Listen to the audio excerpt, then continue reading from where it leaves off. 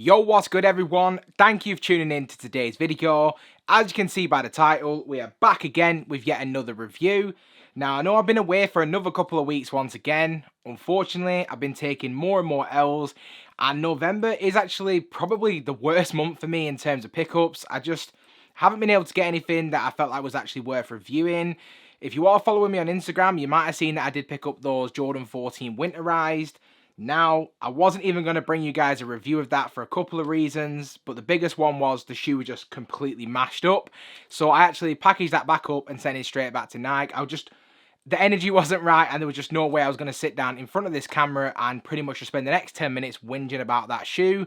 So we've got a brand new shoe in today that I'm ready to review for you guys. But before we dive into all of that, like I always do, I just want to welcome back all of my returning subscribers. If you are new around here and you haven't already, please feel free to smash that subscribe button. Also, do make sure that bell notification is switched on so you never miss a video. If you do want to enjoy this video, please give us a massive thumbs up, which is always truly appreciated. And once again, if you do want to find me outside of YouTube, you will be able to find me on Instagram under ACS Sneakers. And now we've got all those formalities out of the way, sit back, relax, and let's go ahead and get straight into this video.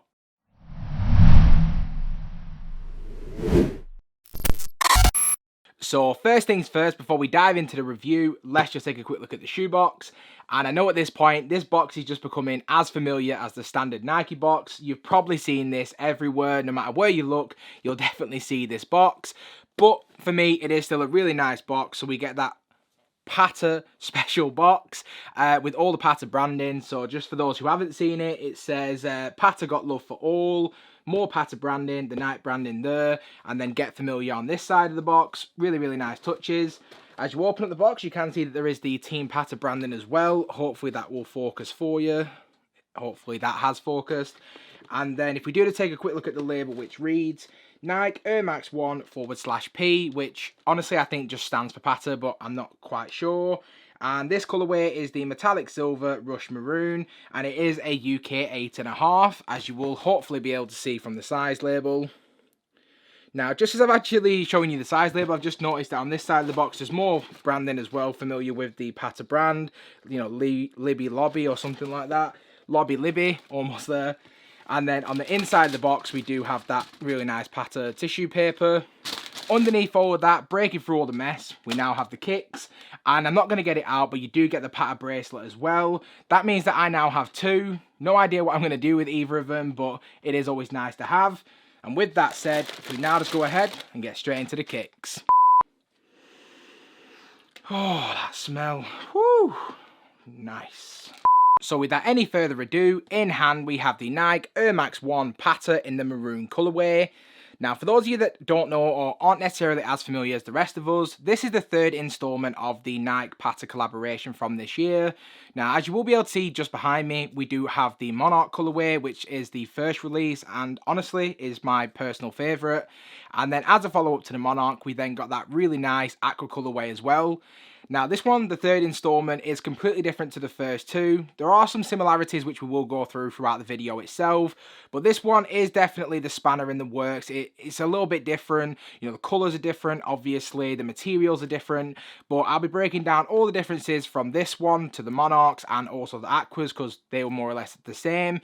And then hopefully by the end of this video, help you guys decide if maybe this is actually a shoe you want to go out and pay resale for. So with all that rabbiting said and done, let's go ahead and just dive straight into the uppers. So the upper on this shoe, for the most part, as you will be able to see, is pretty much done in this mostly all leather build. Now, this starts out with that traditional wave-like pattern which we've seen on all three installments, but it can also be seen on the overlays, which you can see throughout the rest of the upper as well. Now, the leather that we see on this shoe, like I say, it is a complete switch up from what we saw with the Monarch and the Aquas, as on those first two installments, on the wave-like pattern which you see on the mudguard, it was done in a really nice nubuck material, and then the overlays that we then see in the midfoot, they were done in like a really nice suede to kind of give us that mix of two really nice and durable materials. Unfortunately, because of the fact that they've gone with an all leather build, the leather quality is actually really fine. I absolutely have no issue with it, but I do think that Ajossi said it best in his review that the midfoot panel area, unlike the Monarch and the Aquas where it kind of switches in materials and switches in colour, this is the exact same colour as what we're seeing on the mudguard. So for me, it's just kind of blending all into one, and it's just a little bit too much maroon for me. It takes a lot away from the shoe, and I feel like if they would have actually mixed this up and either still kept it as leather, but maybe switched up the colour, or maybe kept it consistent with that suede material, maybe that would have been better as well. I mean, I don't work for Nike and I don't work for Patta, so really what does my opinion matter? That rhymes. I just think it would have actually made the shoe a lot more appealing and just overall just a lot nicer to look at. Now on the upside, there is actually consistent materials used on this shoe that we saw with the first two installments, and that is with the mesh material on the underlay. Now for me, this has a really nice, almost like silver, like shimmer to it, or silver look to it. I said in my first review that this kind of reminded me of chainmail armor, and it's still consistent, even more so with this shoe, just because of how it actually blends in with the rest of the maroon color on the rest of the shoe. Now you can see this mesh on the toe box primarily, but there is a small section in the midfoot, and you can also see it around the ankle collar of the shoe as well. For me, really nice durable material, feels really premium, looks really nice. So that area of the shoe, absolutely no complaints. And then as we do just continue to work our way back throughout the upper of the shoe itself, starting with the lateral side of the mudguard, we do have that really nice white stitched in Nike swoosh, really nice detail. As we then move back into the midfoot of the shoe once again, we then have more of that leather material on the Nike swoosh. However, what I really do like about the swoosh on this shoe is that metallic shimmer around the actual swoosh itself. I am going to say it because I do believe it, and I want to be as completely as transparent as I can be. This shoe definitely has that feel and that look as a woman's shoe. And if you're a man and you rock this shoe, absolutely love it for you. And, you know, more power to you, because I don't feel like I have it in me to actually be able to style this shoe the way it deserves. Just looking at it, you know, more and more and actually living with it a little bit more, because I really could have done this shoe yesterday or even the day before, but I really wanted to spend some time with the materials and the overall look of the shoe, so I could be as honest with you as I possibly can be. But to me, this just has a look of a women's shoe, and if you don't feel the same, that's absolutely fine. We can have that difference of opinions, but for me, there's just something about these colours that just, I don't quite know what it is. But with that complete derailment of thought, I'm just going to continue on with the rest of this review.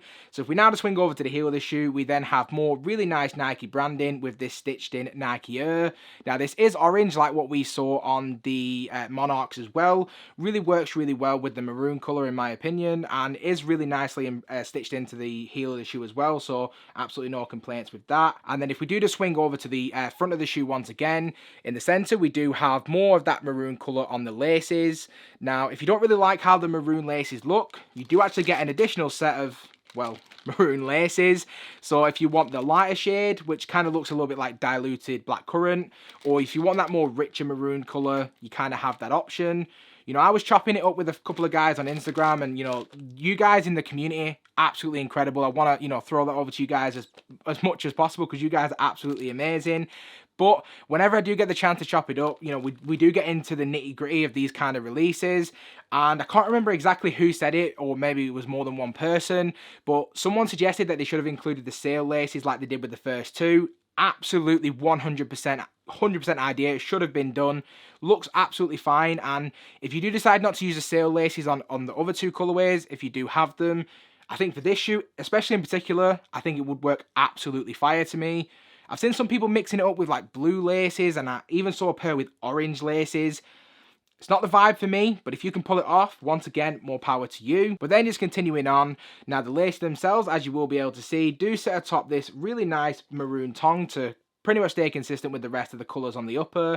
And then as we do work our way up to the top of the tongue, we then have more silver detailing with the Patta Air Max branding. And on either side of the laces, we then have some orange TPU eye stays for that really nice premium touch. Now, as you will be able to see, there is also some more orange hits on the sock liner, which is a really nice touch. Kind of breaks it up a lot, which I definitely do feel like this shoe definitely needs because of the sea of maroon that we see on the shoe. And then as we do work our way even further inside the shoe, we then have a mostly black insole with the Patta branding in orange once again. And then if we do just work our way down to this midsole, as you will be able to see, we have a mostly sail midsole, really nice pre-aged look to it. The air unit at the back, really nice as well, with more sail detailing on the actual air unit itself. And then switching over to the outsole, unfortunately, unlike the Monarchs and unlike the Aquas, it's done in one one solid block colour. And then just to really touch on the overall sizing for the shoe, which for a lot of people will actually be quite important.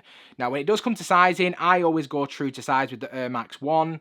Unfortunately, because of how this shoe was actually released in terms of the early access, which wasn't really early access, just as a quick, segue, I managed to get this shoe before release date, even though it came after release date.